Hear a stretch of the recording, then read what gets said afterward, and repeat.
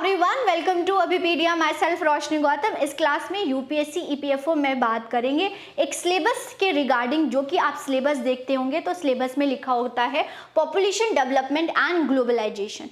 Student में बहुत ज़्यादा कन्फ्यूजन है कि इसमें क्या पढ़े मैम, कौन सा टॉपिक इसमें कवर करें, तो यहाँ पर मैं आपको डिस्कस करूँगी। इसी के साथ बहुत सारी इनिशिएटिव यूट्यूब पर भी आप सभी के लिए लाया जा रहा है एंड कोर्सेज भी लॉन्च कर दिया गया है। कोर्सेज की बात करें तो यहाँ पर आपको फुल लेक्चर मिलेंगे, जो भी आपका सिलेबस है वो कवर किया जाएगा, पीडीएफ मिलेंगे आपको, फ्री मेंटरशिप्स और टेस्ट सीरीज भी मिलेगा, मीन्स कंप्लीट कोर्स मिलेगा। पर्टिकुलर टेस्ट सीरीज आप बाय करना चाहते हैं तो भी आप बाय कर सकते हैं। आपने क्या करना है, नीचे डिस्क्रिप्शन बॉक्स में लिंक होगा, वहां पर आप जा सकते हैं, डायरेक्टली बाय कर सकते हैं या आप हमें कॉल भी कर सकते हैं।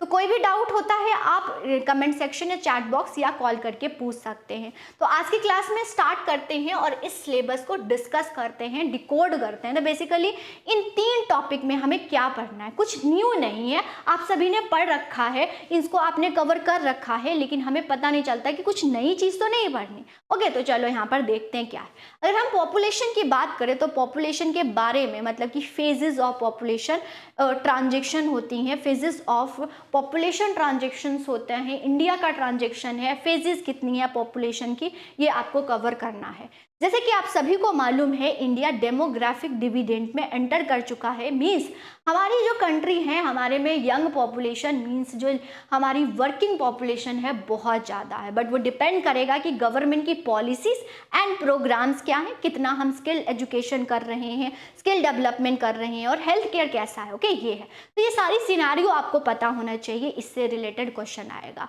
फिर पॉपुलेशन में कंपैरेटिव स्टडी करेंगे कि इंडिया की पॉपुलेशन और अगर हम ग्लोबल पॉपुलेशन की बात करें तो क्या है। इसी के साथ साथ आपको 2011 का सेंसस पढ़ना है, इससे रिलेटेड पॉपुलेशन है, डेटा है, ये सब आपको पढ़ना है। 2011 का सेंसस पूरा आपको पढ़ना पड़ेगा।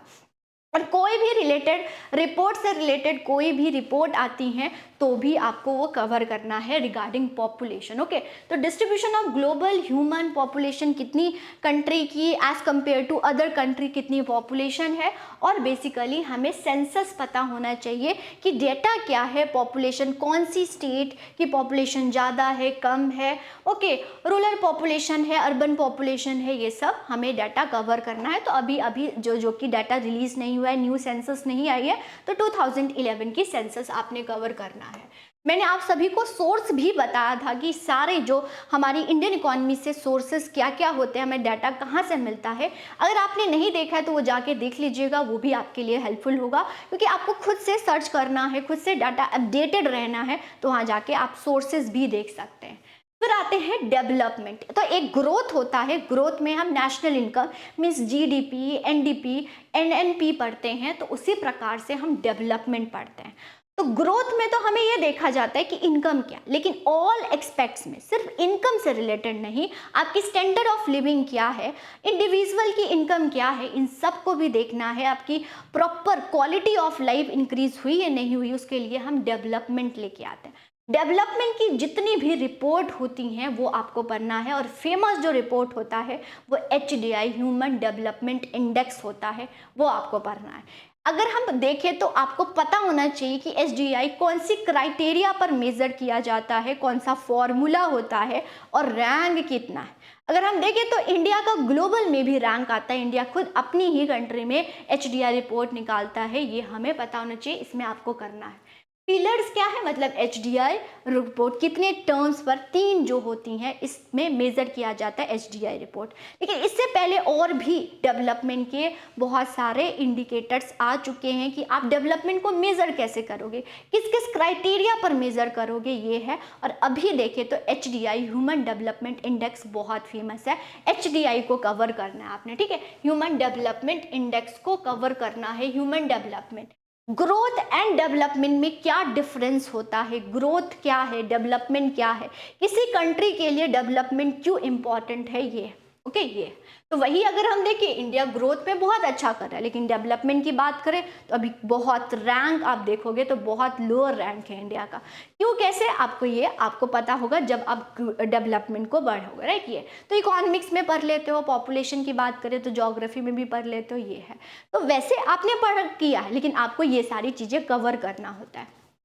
फिर आता है globalisation. Globalisation means LPG policy. Before 1991 हम ग्लोबलाइज नहीं थे।